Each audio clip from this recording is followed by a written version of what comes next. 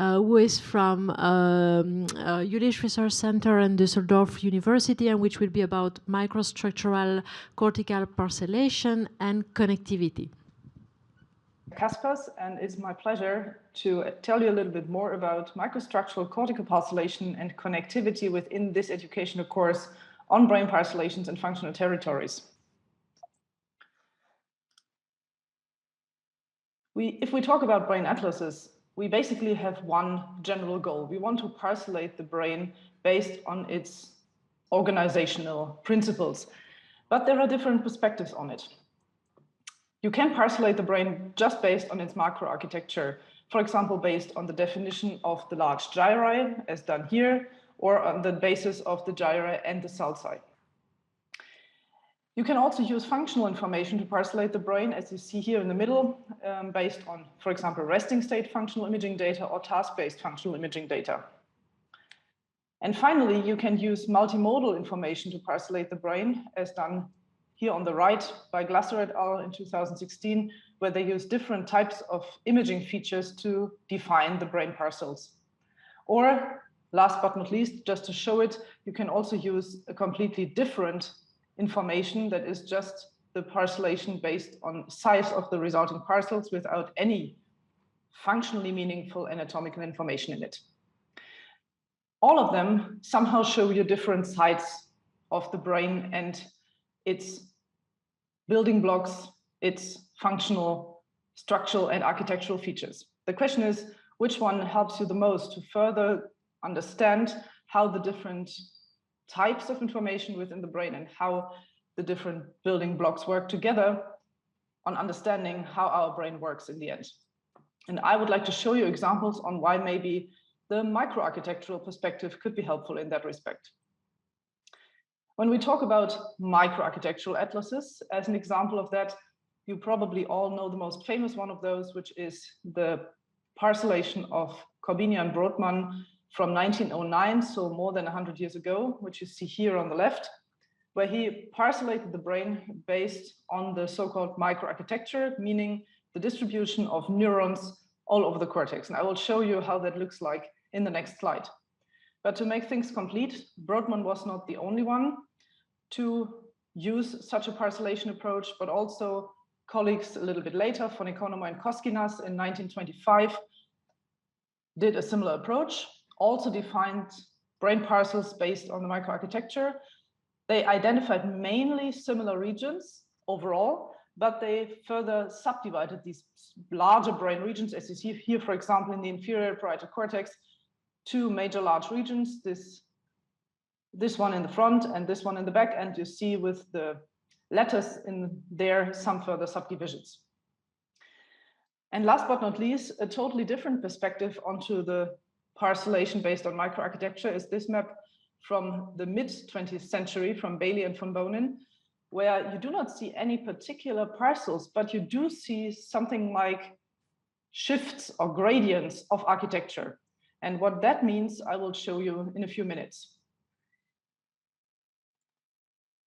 First of all, let us take a look into the building blocks of this microarchitecture.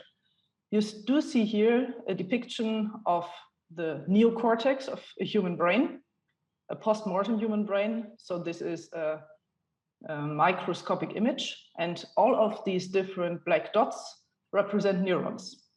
This is a silver stain, and when we look from the pile surface all the way down to the white matter, which is down here, you do see these black dots arranged in different types of layers. So they are not randomly distributed, but they form something like an organization. And these layers are labeled here on the right from 1 to 6. And the most interesting ones for us at the very moment and in the next couple of minutes would be layers 2 to 5, which are labeled here also with their actual names. They are called after the dominant neuron types which are present in there, which would be here for the layer 2 and 4, the granular layers. This is why they are called external and internal granular layers. And layers 3 and 5, which are dominated by so-called pyramidal neurons. And you might see that here, these larger ones here, they look like pyramids. And this is why they are called then finally the external and internal pyramidal layers. This is the general organizational principle of the layering of the isocortex in humans. But now comes the interesting part, and this is what these older maps already used and what we are currently also using in modern approaches. This general organizational aspect is not true for exactly the same for every region where you look at. For example, if you take 3 examples out of the different isocortical ribbon, you see one example here on the left from area V5, which is a higher order visual area. In the middle, you see area 44, part of Broca's speech region.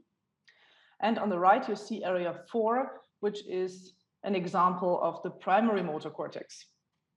And when you just compare the site architecture, this is how we call this appearance of the layering of the neurons in the cortex, you do see that they somehow differ between the different areas that I show you here. Area V5, for example, is dominated by a very pronounced expression of layer 4 of the internal granular layer. And it also has some larger pyramidal cells in layer 3. If you compare that to Broca's region, the speech region, you do see that there is some layer 4, but it is hardly visible at all. Otherwise, you see somewhat a distribution of middle to large size pyramidal cells in layers 3 and 5, for example. And going all the way here to this right example, to the primary motor cortex, we again see a totally different picture. First of all, if you look at the side here with the labeling of the layers, you might miss some layer. We start here with a 2, 3, and it then goes on already with a 5. Here, layer 4 seems to be missing. Layer 4 is not missing generally, but it is basically not expressed in the primary motor cortex. The reason being that layer 4 is mainly responsible for thalamic input. And as the primary motor cortex mainly gets input from other cortical regions, but not so much from the thalamus, layer 4 is not that expressed. As compared to here, for example, this visual information processing area, where there is a lot of thalamic input in place, where we have a larger and more pronounced layer 4.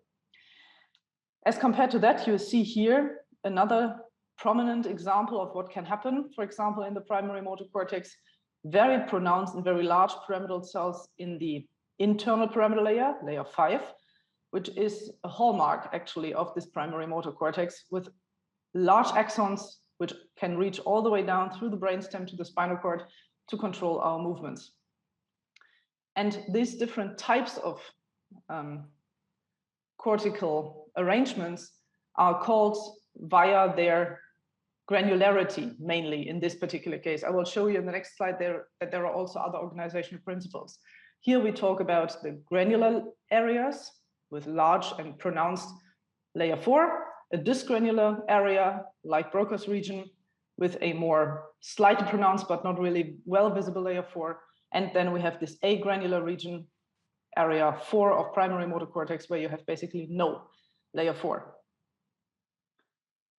And using all of that information, as was done in Brodmann's map already, you can now have a more modern approach in a 3-dimensional space, directly usable for overlay and for comparison with imaging studies in vivo, which would be the Jülich Brain Atlas, which is freely available to everybody to use.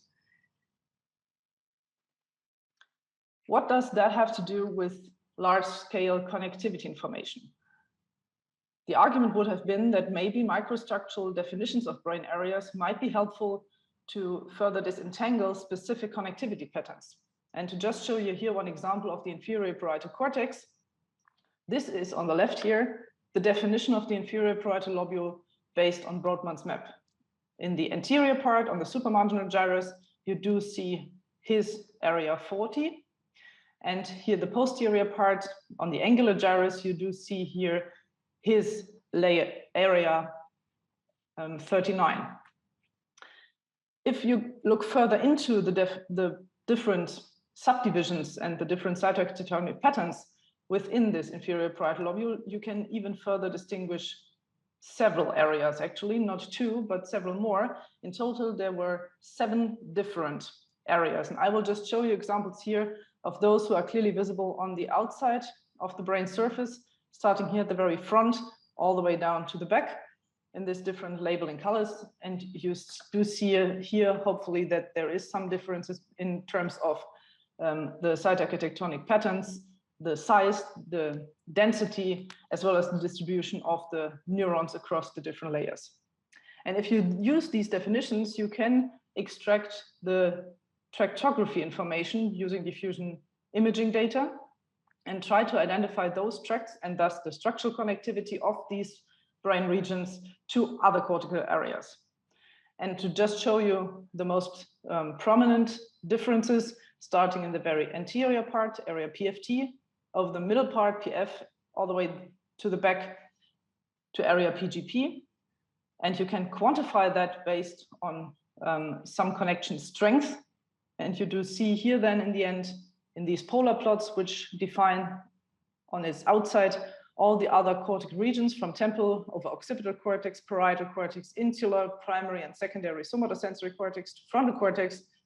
You do see here, just by looking at the different colors, a shift from a more pronounced connectivity to, for example, here for this very anterior region, PFT, from somatosensory and some parts of frontal and superior posterior temporal regions to the hind part of the inferior parietal cortex to mainly basic or inferior basal frontal connectivity and largely temporal connectivity.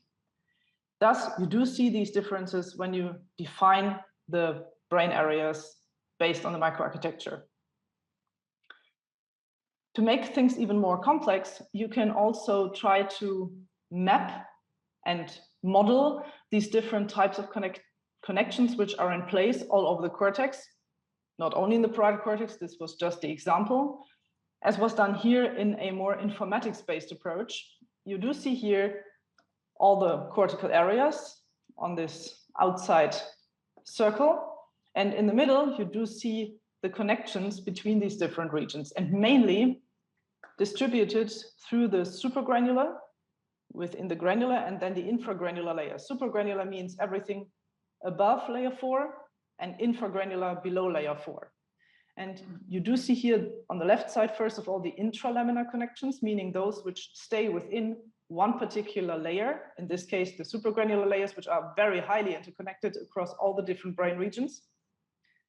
And as a second example, you do see here the interlaminar connections, which then show you how different brain regions connect from one layer, for example, the supragranular layers, towards granular and infragranular layers, or the other way around. So there is intermixed connectivity within the layers, as well as between the layers, which gives you already some information about the input and output relations when we talk about connectivity, because the microarchitecture, the neurons present in the supra or infragranular layers, mainly determine where the connections go. I already indicated in one of these maps from the earlier 20th century that the microarchitectural properties and the circuit architecture itself is not just randomly distributed all over the cortex. There are some principles, they are called gradients or shifts of microarchitectural properties, which I will show you here in this slide. And starting off with a general introduction to it, you do see here these gradients as an example in the frontal lobe, where you do see here with the red arrows, the shift from more agranular, we are here in the primary motor cortex, to more granular cortex. So layer 4 is more pronounced. And with the blue and the green colors, you do see here a next example, a so-called external pyramidization aspect, meaning that the more you go to the front and to the more bottom parts of the frontal lobe, and you will see in a few minutes that this is also true for other parts of the cortex, a more pronounced layer 3, the external pyramidal layer, as compared to layer 5, the internal pyramidal layer. While where you start, it is just the other way around. So to just show you here this in a diagram, this is how it looks like when you increase the cytoarchitectonic differentiation and the neuronal density increases, you have more external pyramidization Here again, exampled based on the supra and infragranular layer relations, where you see that the soma size of the two types differ. Here in this more internal pyramidized layering type, you do have large pyramidal cells in infragranular layers, and the axons are similarly large, and the bouton sizes at the end of the axons are similarly large. Then you go over some intermixed type, all the way to this external pyramidized layering type in the more higher hierarchical organizational areas. And this also relates then to the length of the fiber tracts which originate in there. You do see here a distinction between, on the left side, the short fiber pathways, so shorter connections, medium-sized connections, and then longer connections. And this is on the Y and the X axis ordered between the, again, the cytoarchitectonic differentiation from internal to external pyramidization. And on the Y-axis, the increasingly feed-forward, so originating in supragranular layers, to increasingly feed-back connections originating in infragranular layers. When you look at the short fiber tract, the short connections, there is basically no relation at all. If you go over the medium to the long-range connections, though, you do see that as the cytoarchitectonic differentiation increases and you go all the way to the more external pyramidized layers, the higher order areas, you do see a clear relation towards increasingly feed-forward, so more supragranular connectivity. And this is also depicted here on the bottom, where you do see the different types of connections depicted in a schema. Going back to the more complete view of the brain, not this so schematic drawings, but a complete view on the length of the projections on the macro scale, you do see indeed that there are differences across the brain. And if you link that back to the type of cortical areas that might be present, this might give you then the hint on how the brain is organized. For example, looking here at the very short fibers on the top left, of the short fibers to the medium-sized fibers, all the way to the long fibers, you immediately see that there are some distribution differences all over the cortex. And you might guess that there are some typical functional networks involved. For example, when you look at the medium fibers, you might see some frontoparietal networks.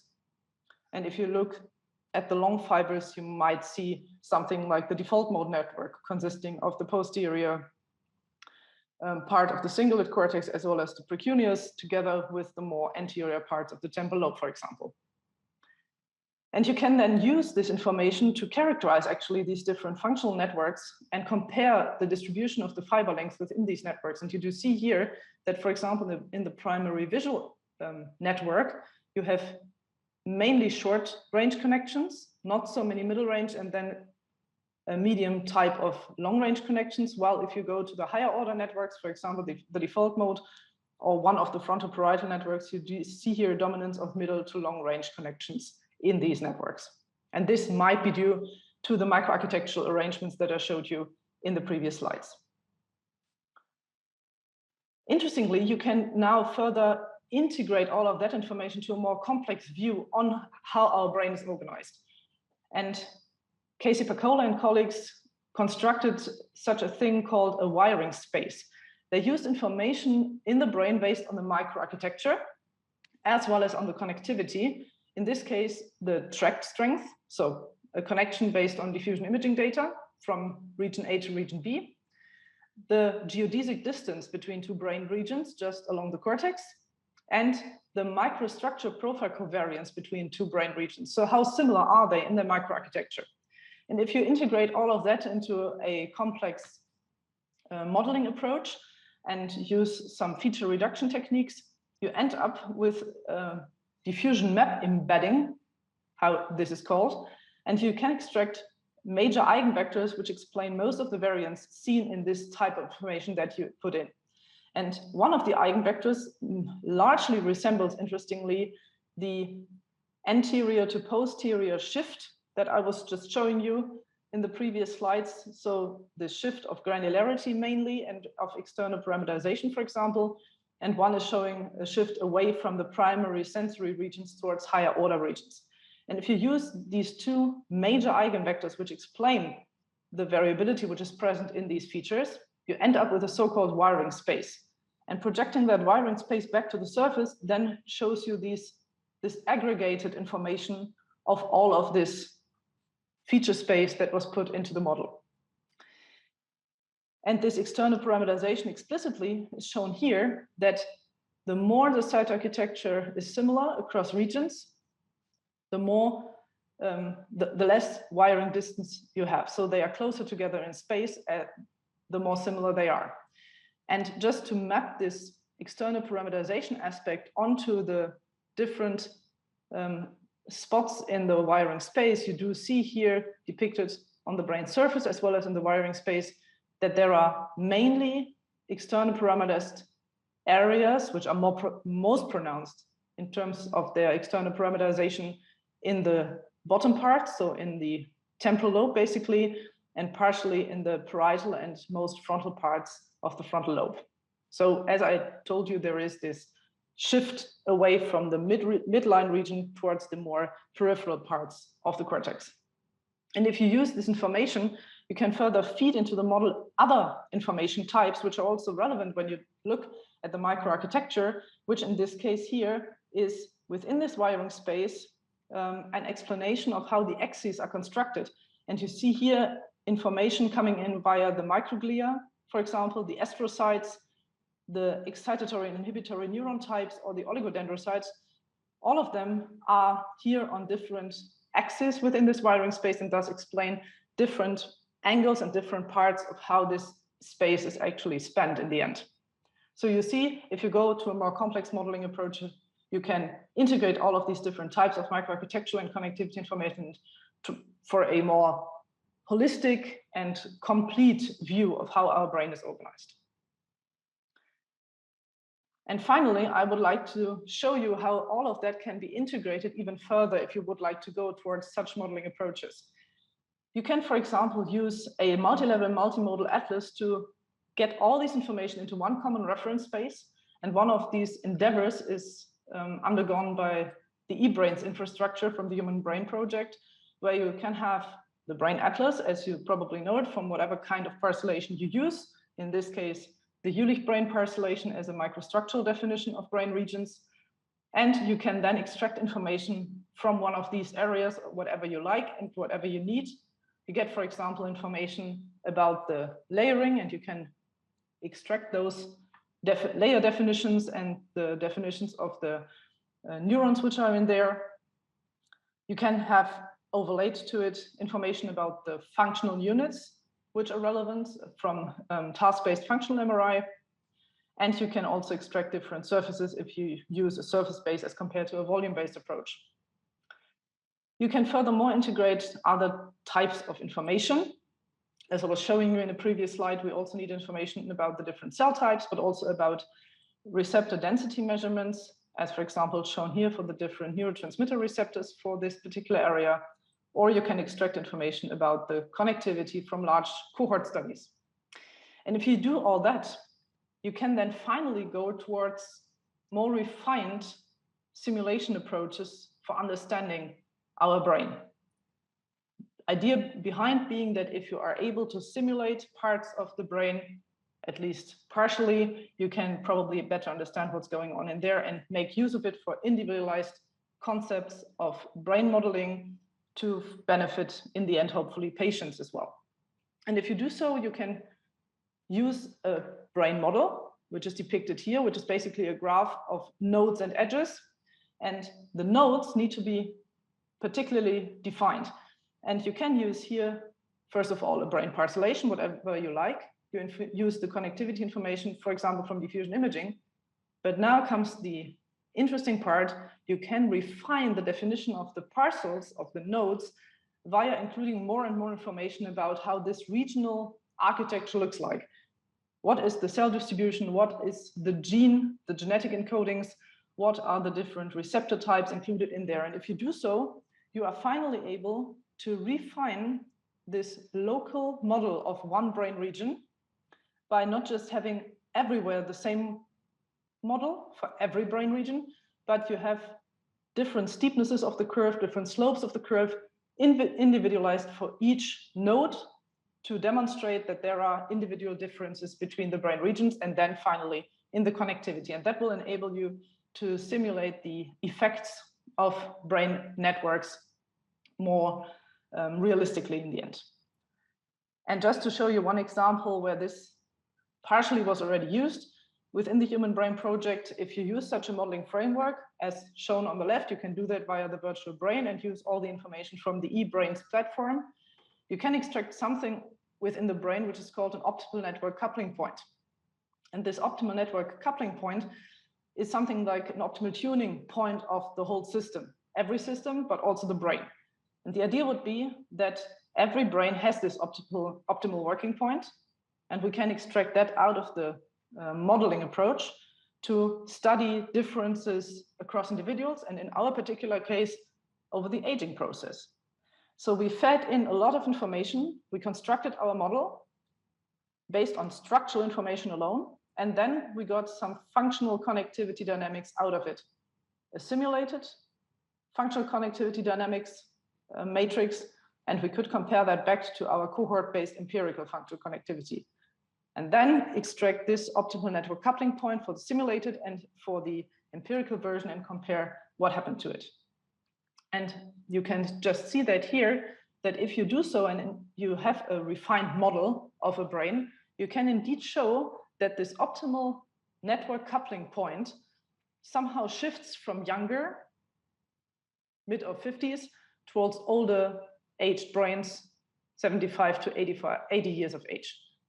And this is the empirical data, a machine learning based approach to extract that information. And then you can do the very same by virtually simulating this shift in network coupling from simulated younger to simulated older subjects. Simulated means here virtually decreasing the structural connectivity between the hemispheres. And you finally end up with, again, a shift from lower to higher network coupling parameters. So there is the tuning point of the aged brain is somewhat shifted to the right. And this is also functionally meaningful if you correlate that global coupling parameter G across age and you separate between high and low performing subjects in the empirical data set. You do see that for the low performing subjects here in blue, this increase in G, so this rightward shift of G towards another brain state overall, is more pronounced in the low performing subjects as compared to the higher performing subjects. Demonstrating first on a modeling basis that there is indeed some rearrangement of functional brain networks in the aging brain, and that just based on a refined model of the brain, the parcellation, and its connectivity. And with this, I would like to thank you for your attention.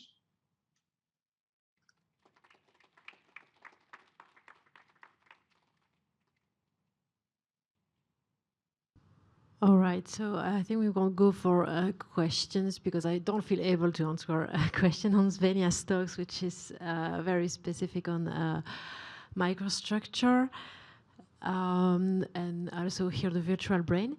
But we will start again, we will have the lunch break now, and we will start again at 2 p.m. with Stephanie's Forkel presentation. Thank you very much for being here this morning, and see you at 2 p.m. then.